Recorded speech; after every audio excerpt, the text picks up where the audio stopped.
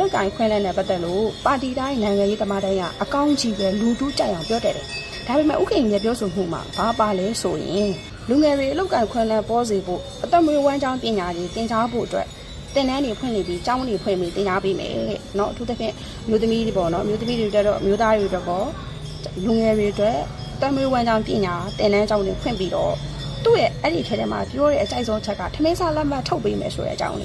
းနော်ဥက္ကဋ္ဌကတော့ထမင်းစားလက်မှတ်လို့သုံးမသွားဘူးဒါပေမဲ့ဆိုလိုရင်းကတော့ထမင်းစားလက်မှတ်ပေါ့နော်ဆိုတော့ကျမတို့မှာအလုပ်ကခွင့်လန်းဖန်တီးဖို့အတွက်အသက်မွေးဝမ်းကြောင်းတင်ပေးမယ်ပညာတင်ပေးမယ်ပြီးလို့ရှိရင်ပညာသင်ယူတက်မြောက်ပြီးကြောင်းလက်မှတ်တွေထုတ်ပေးမယ်ဆိုတော့အဲ့ဒီလက်မှတ်တွေကလူငယ်တွေအတွက်ဒါထမင်းစားလက်မှတ်တွေပဲထမင်းစားလက်မှတ်တွေဘဝတစ်ဘဝလုံးမိမိတစ်ဘဝလုံးအတွက်အာမခံချက်ရနိုင်လောက်တဲ့ထမင်းစားလက်မှတ်တွေပေါ့အဓိကပညာရေးတက်ချင်တာမှလက်မှတ်မရှိတဲ့အတွက်တိုင်ပတ်နေတဲ့ကျမတို့မြန်မာနိုင်ငံမှာလူငယ်တွေတဲ့အလုပ်ကခွင့်လန်းတွေအတွက်အသက်မွေးဝမ်းကြောင်းပညာတွေတင်တန်းတွေပွင့်ပြီးကျောင်းတွေဖွင့်ပြီးသင်ပေးမယ်အဲ့ဒီထမင်းစားလက်မှတ်တွေထုတ်ပေးမယ်ဒီလိုမျိုးပြောသွားတ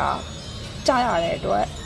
တော်တော်ကြီးကိုမှဟတ်ထီပါတယ်ပေါ့နော်တော်တော်ကြီးကိုဟတ်ထီသွားပါတယ်ဆိုတော့ပါတီတိုင်းကတော့ဘာလုပ်ပေးမယ်ညာလုပ်ပေးမယ်ပြောတဲ့ကြပါတယ်အပြောနဲ့အလုံးနဲ့ညီပါစီလို့ပြောလင်းပါတယ်အပြောနဲ့အလုံးညီမညီကတော့စောင့်ကြည့်ရအောင်ပါပေါ့နော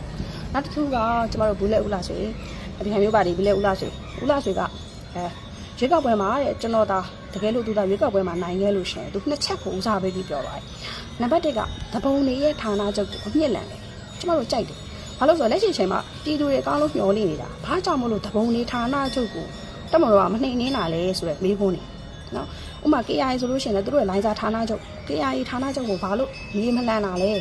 ဘိုးချုပ်စော်မင်းထွန်းပြောတယ်ခလုတ်လေးတစ်ချက်နှောက်ရုံပဲမှတ်ပုံတင်တင်မိထားရှိရဆိုရင်မပညာတွေရှိတယ်ဆိုရင်ဘာကြောင့်တပုံဌာနချုပ်ကိုမလုပ်တာလဲဆိုပြီးအားမလို့အားမရဖြစ်နေတယ်လက်ရှိကြောက်ဖြူမှာရခိုင်နဲ့နော်တိုက်ပွဲတွေအေးနဲ့တိုက်ပွဲတွေဖြစ်နေဒါဆိုလို့ရှိရင်အေးတဲ့ဌာနချုပ်ကိုဘာလို့မလုပ်တာလဲဆိုတော့အားမလို့အားမရမချိတင်တဲ့အတန်တွေကြေပွဲနေတဲ့တန်တွေကြားရတယ်ဆိုတော့ဘယ်လိုလဲဆိုပြောဆိုမှုရေကောက်ပွဲအတူနိုင်ရလို့သူ့မှာလုံးပိုင်ခွင့်အာဏာရှိခဲ့မယ်ဆိုရင်နံပါတ်1သဘုံလေးရဲ့ဌာနတို့တွေကိုမြင်လည်မယ်နံပါတ်2ကစက်မှုထမ်းဥပဒေအတွက်အင်အားအလုံးချင်းသိန်းနဲ့ချီပြီးကြောင်းသူလုပ်ပေးမယ်လို့ပြောကြတယ်အဲ့ဒီဒုတိယအချက်ကိုတော့ကျွန်မယုံ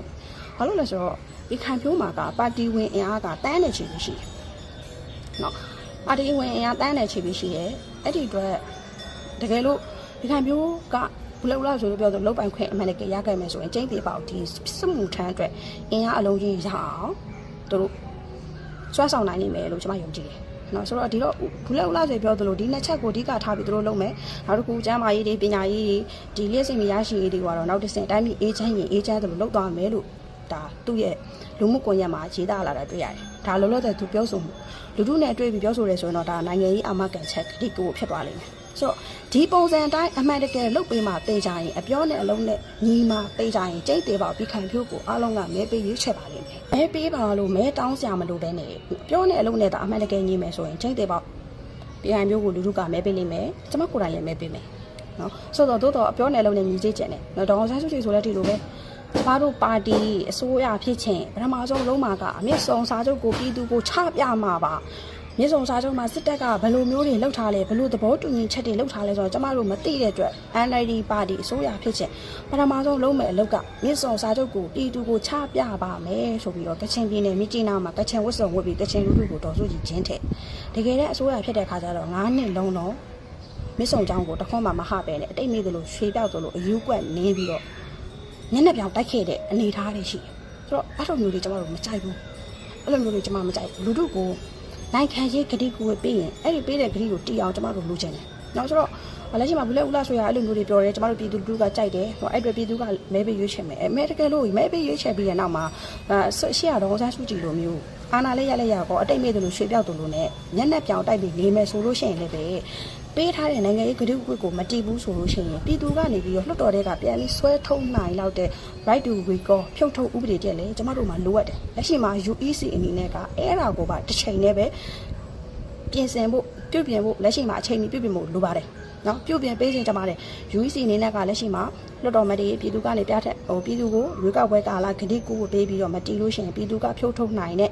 right to recall လို့ခေါ်တဲ့ဖြုတ်ထုတ်ဥပဒေကို UEC ကနေစီမံပေးမယ်ဆိုရင်ကျမတို့တို့ကတိတ်ကိုမှဒါကောင်းမွန်တယ်ဆိုတော့လက်ရှိမှာဘူးလက်ဦးလားဆွဲလို့ပြောတယ်ပြည်ခိုင်ဖြိုးဥခင်အဲ့လိုပြောတယ်အဲ့ဒီကျမတို့ကပြည်ခိုင်ဖြိုးကိုမဲပေးလိုက်လို့ပြည်ခိုင်ဖြိုးက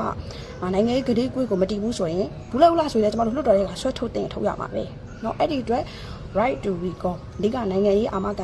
ာမခံချက်ဒေါ်ချီကြည်လိုပဲရှာရိုးမရှိတိုင်းပြောပြီးတော့ တကယ်တမ်းအာဏာရကြီးဆိုတာဖြစ်တဲ့အခါအတိတ်မိသလိုရွှေမြောက်သလိုနဲ့မျက်နှာပြောင်တိုက်တဲ့လူတွေလွတ်တော်တဲ့ပါလာရင်ဆွဲထုတ်နိုင်တဲ့ဥပဒေတည်းလည်းကျမတို့မှလိုအပ်ပါတယ်ဒီဝိသောက်ကားတဲ့ဆိုင်ကတွေကမိုးဘွားကြလာတာမရှိဘူးအားလုံးဟာတရားမဝင်လမ်းကြောင်းကလာတယ်ဆိုမှတရားဝင်ဂိတ်တွေကိုဖျက်ဆီးပြီးလာကြတာနောက်ဆုံးပြည်သူလူထုလက်ထက်ရောက်ရှိသွားတယ်ပြည်သူလူထုကလည်းခုမှမဟုတ်ပါဘူးအရင်ကတည်းကနေပြီးတော့ဖမ်းလိုက်စီးလိုက်ပေးလိုက်ကန်လိုက်ဒါနဲ့ပဲလဲပတ်ပြီးတော့စီးနေကြတာပေါ့နော်ဒါပေမဲ့ခုကျတော့စီမံချက်နဲ့ကိုပိုက်စိတ်တိုက်ပြီးအရေးယူနေတာမျိုးဖြစ်နေတဲ့အတွက်ကြောင့်ကျွန်တော်ပြောရတာဖြစ်တယ်အဖအငွေလိုနေပြီမြန်မာနိုင်ငံနဲ့ခက်တယ်ဗျပြင်းဦးလေပတ်မှာဆိုရင်မြေကွက်တွေပိုင်းတစ်ပြီးရောင်းကြတယ်ဒါဆိုပြည်သူလူထုကဝယ်လိုက်တယ်ဝယ်လိုက်ပြီးတော့အသိမ်းခံရတဲ့အခါကျတော့သူတို့ရဲ့မြေကွက်ကလေးရောပတ်စံတွေရောဆုံးရှုံးသွားတယ်ဒါပေမဲ့ကျွန်တော်မျိုးနယ်အစင်းစင်းခွင့်ပြုခဲ့တဲ့ပုံကိုယ်တွေပေါင်းပြီးတော့ရောင်းစားခဲ့တဲ့ပုံကိုယ်တွေရေးယူခံရကြတော့တခါမှမကြားမိဘူးနောက်ဆုံးလက်ဝယ်ပိုင်ဆိုင်တဲ့နောက်ဆုံးပေါ့နော် end user ဖြစ်တဲ့ပြည်သူလူထုပဲအမြဲခံရတာလက်ကူမှလည်းအဲ့တိုင်းပဲရန်ကုန်မြို့လက်ကူမှလည်းအဲ့တိုင်းပဲခင်ဗျားတို့အခုဒီဝေသောက်ကားတွေဖမ်းတော့ဝေသောက်ဆိုင်ကတွေဖမ်းတော့ဘယ်မှာထားမှလဲဆန့်တော့မဆန့်ဘောလုံးဝင်းတွေကွင်းတွေဟုတ်လားပြီးမွေးတွေကဘယ်နဲ့ပြစ်ထားမှလဲအဲ့မှာချုပ်ကြမယ်ထုတ်ကြမယ်ရောင်းစားကြမယ်ဘာအခွန်ပဲကြမှာပြီးပါလို့မှလဲတိုင်ယူစေအောင်ပို့မှလားဒီကားတွေကိုခင်ဗျားတို့ဟိုလိုင်စင်ဟိုလေလံပြစ်ပြီးတော့လိုင်စင်ပေးပါလားအဲ့ဒါမှခင်ဗျားတို့စီးပွားရိုက်ပြီးလှုပ်ရှားကြအောင်။အုံနောက်တွေပိတ်လာတဲ့ဘုံမတွေကိုပြောချင်တာညံမမီတဲ့ဘုံမတွေပေါ့နော်။သူတို့ကဘာပြောတာလဲဆိုလို့ရှိရင်ဒီစစ်ကောင်စီကိုပြန်တော်လှန်နေတာကလူနည်းစုပါလက်တဆုပ်စာပါဆိုပြီးစောက်ချက်မရှိပြောနေကြတယ်။တကယ်ကိုအချက်တရားကင်းမဲ့တဲ့လူတွေတော့နော်တနိုင်ငံလုံးကမျက်စိတွေနားတွေကန်းနေတဲ့အတိုင်းပဲနော်အဲ့လိုကောင်မျိုးတွေရှိနေလို့လေအဲ့စစ်ကောင်စီဆိုတဲ့ဟာတွေကအုပ်စုကပြည်သူကိုလှုပ်ချင်လို့လှုပ်ခဲ့တာမတရားမှုမှန်သမျှနော်မရင်းမှုမှစလို့နော်ဘလို့ကိစ္စရမျိုးမဆိုလို့မဆိုပြည်သူဘက်ကပဲအရှုံးပြည်သူဘက်ကပဲအနာဒီလိုမျိုးဖြစ်အောင်လုပ်ခဲ့တာအုံနောက်မရှိတဲ့ညံမရှိတဲ့ကောင်တွေအားပေးထောက်ခံနေလို့ဖြစ်တယ်